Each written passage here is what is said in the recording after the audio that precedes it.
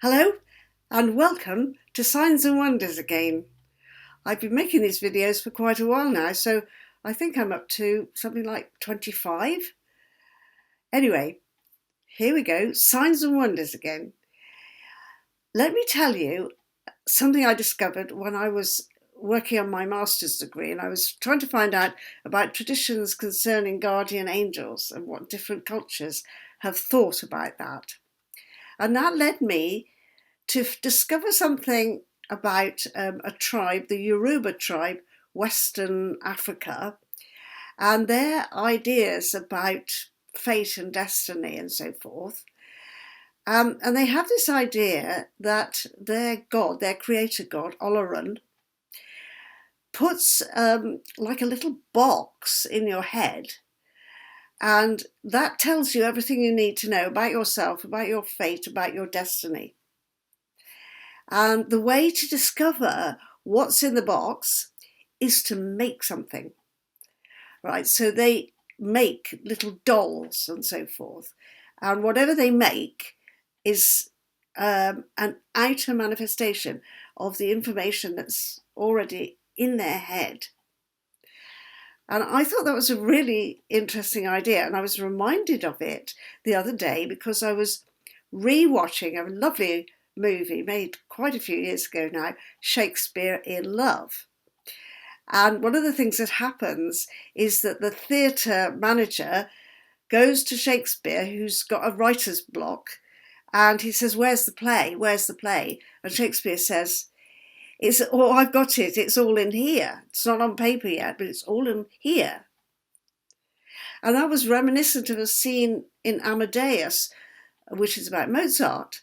And again, somebody comes asking him, where is the symphony or whatever it was he was engaged to write? And I think in both cases, Shakespeare and Amadeus had been given some money already. And Mozart says something similar. He taps his head. And as far as I remember, because I haven't watched this film for a few years, he actually says it's all in my noodle. And that led me off on another path, because noodle, of course, we think of as Chinese noodles, something that we eat. But it seems to be that it's based on an old word, noddle or nod, which is for the head. And in yet another movie, which I have watched not long ago, Lawrence of Arabia, when the Arabs say to him, "You shouldn't go back in the desert to rescue the man. It is written he will die in the desert. You know, it's the will of God." And Lawrence says to them, "It's written in here. Nothing is written unless it's written in here." So he was taking his own claim for the fact that whatever he was going to do was already written.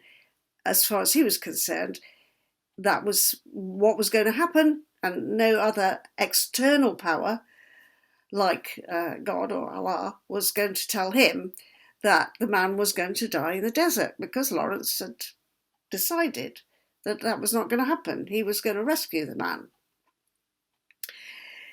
So all these things about what's in your head already is kind of brings me to the whole thing of artistic creation, and also to looking at your own life as a work of art, as something that you are writing. You are writing the story of your own life.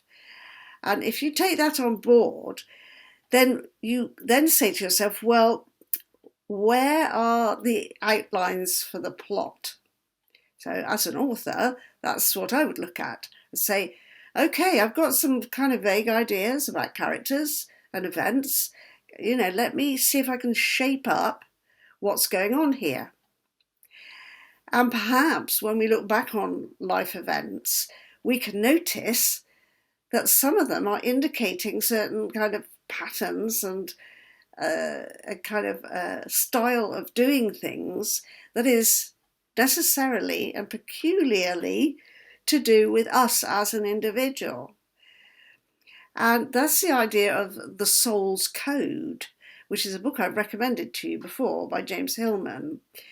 And it's very much based on a Jungian perspective of psychology, which says that what happens to you and what unfolds in your life is not simply something to do with external circumstance imposing something on you, or you choosing to do certain things because of influences from outside.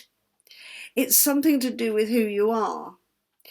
And you can notice that in small children. You know, small children take an interest in something, and obviously the family environment will be a place where they can choose things to be interested in. But certain children look out for something that's maybe not in the family, and they are enthralled by something that presents itself from a book or from meeting somebody who's not connected to the family, or possibly in the school. But it's almost as though they seize on something that's magnetic for them. And all the hard work in the world will not make a child really enthusiastic about something that doesn't call to him or her in a deep part of themselves. And that's where the most success comes. And here we are, we're going back to the idea of the daimon, or what the Romans would call the genius. Because a genius is not just a very brainy person. A genius is the part of you that knows exactly what you're supposed to be doing, what your life purpose is. And that's the part of you that you need to listen to. And you need to listen to it on a regular basis. You need that connection, because the genius, the daimon, the guardian angel, whatever you want to call it, knows the story that's locked in the head, knows what's in the noodle. And by listening to that, and possibly writing things down on a regular basis, after dreams, after meditations, you start to see patterns. And the patterns are there to guide you, and patterns develop in your life out of something invisible in you. And if certain things are going on in your life that don't feel great, don't feel comfortable, it's very likely because you're not listening to what's in the noodle, you're listening to what's outside the noodle, from the influences, from the culture, from the, I don't know, the social media or whatever, or, you know, what crops up, you know, and presents itself as, oh, this is what you ought to be doing. No, what you ought to be doing is what your noodle tells you you ought to be doing, not what other people or your culture or the zeitgeist tells you you ought to be doing. So the purpose of this little ramble about noodles and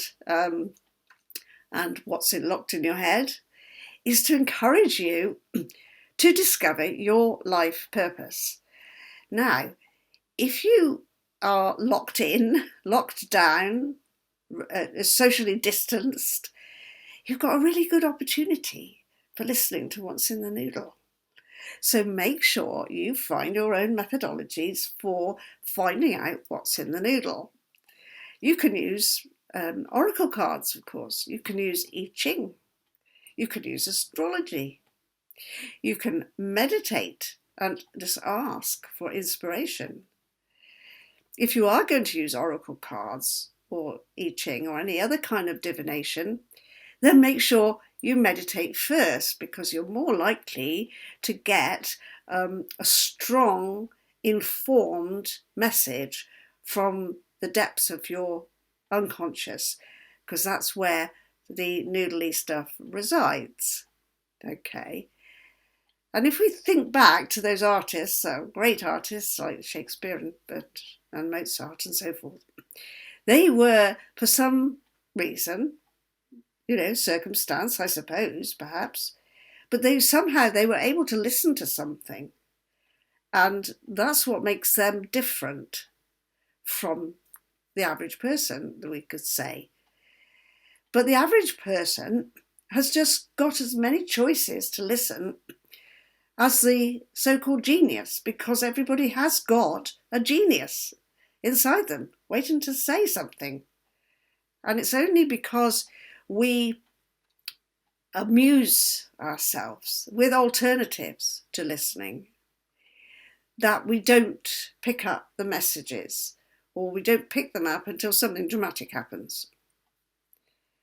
And just to close, I want to go back to that word I just used, amusement.